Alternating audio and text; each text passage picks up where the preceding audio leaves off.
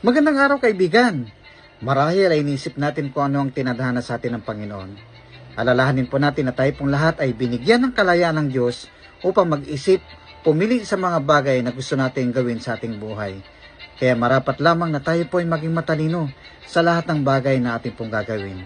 Watch your thoughts, they become words. Watch your words, they become actions. Watch your actions, they become habits. Watch your habits, they become character. Watch your character, it becomes your destiny. Opo, kaya naman lahat ng mga iniisip natin, yun din po ang atin pong gagawin. Purihin pong Panginoon, sapagkat ang salita ng Diyos ang magbibigay ng talino sa atin. Kung ano yung mga bagay na dapat po natin gawin, mga bagay na karapat-dapat at kalugod-lugod sa ating Panginoon. At kapag ginawa po natin ito, tayo po ay magtatagumpay. Panginoon aming Diyos, patuloy ko pong idinadalangin sa iyo ang bawat isa, ang mga nanonood po ngayon.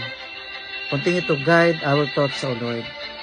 Patuloy tulungan mo po kami, umasa lamang po kami at magdepende sa iyong salita.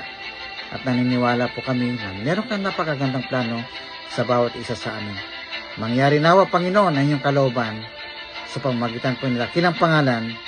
Amen.